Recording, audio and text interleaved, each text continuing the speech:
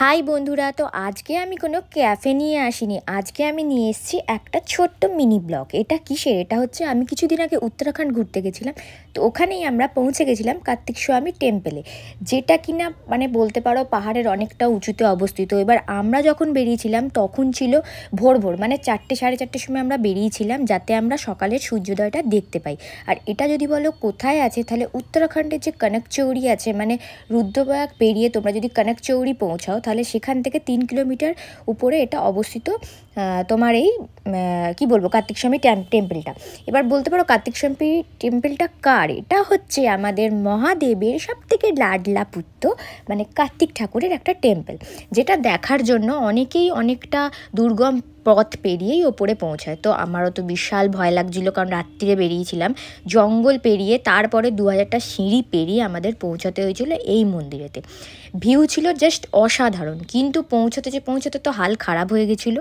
কারণ অনেকে বলে নাকি রাত্রিবেলা এখানে তোমার ভাল্লুক, চিতা এইসব নাকি বেরোয়। তো সেসবের দেখা আমরা যদিও পাইনি, আমার দরকারও ছিল না দেখার। তো তাও আমরা একটা গাইড নিয়ে নিয়েছিলাম। গাইড তোমরা অবশ্যই নিও যারা যাবে, কারণ নাহলে তোমরা রাত্রিবেলায় পথ হারিয়ে ফেলবে।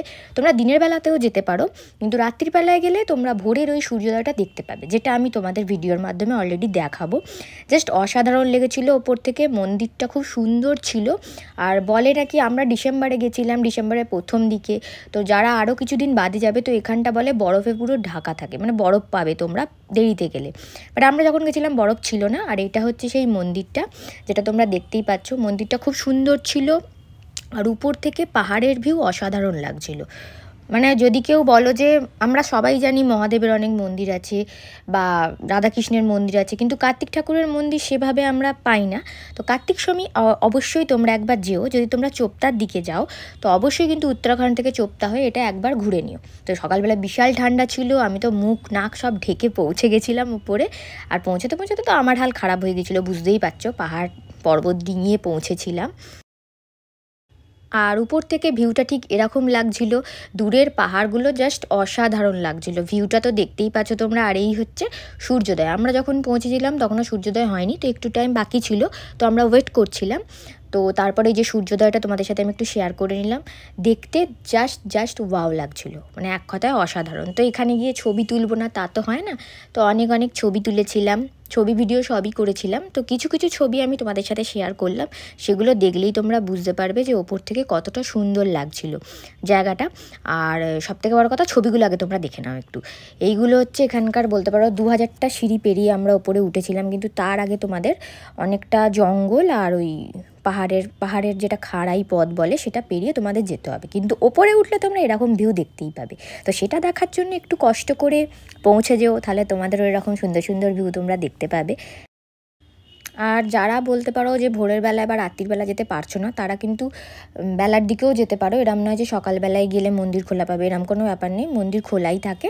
তো তোমরা যে কোনো টাইমে যেতে পারো, বেলার দিক করেও যেতে পারো, তখন আশা করি তোমরা রাস্তা চিনে যেতে পারবে। কিন্তু অবশ্যই বলবো, রাত্রিবেলা যদি তোমরা বেরো, মানে ভোর করে 4টে সাড়ে 4টে করে, অবশ্যই একটা গাইড কিন্তু সাথে নিও, কারণ অনেকেই নাকি বলে এখানে হারিয়ে টারিয়ে যায়। তো সেই কারণে তোমরা একটা গাইড নিয়ে নিও।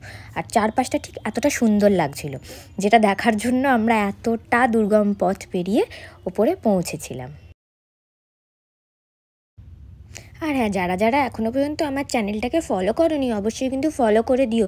সাবস্ক্রাইব করতে একদম ভুলো না। এরকম সুন্দর ছোট ভিডিও দেখতে হলে চ্যানেলটাকে তো সাবস্ক্রাইব করতেই হবে। আর ওপরে উঠেছি, নিজের ভিডিও করব না সেটা তো হয় না, নিজের ফটোস ভিডিও কিছু ক্লিক করেছিলাম, তো সেখান থেকেই দু একটা ছবি আমি তোমাদের সাথে শেয়ার করে নিলাম। তো আজকের ভিডিও এইটুখানি, নেক্সট ভিডিও খুব তাড়াতাড়ি আসবে। তো আজকের জন্য এইটুখানি, টাটা, বাই বাই। আর তোমরা একটু ছবিগুলো দেখে অবশ্যই কমেন্টে জানিও যে তোমাদের কেমন লাগলো। আমার তো গিয়ে খুব ভালো লেগেছে, তোমরাও কিন্তু অবশ্যই যেও।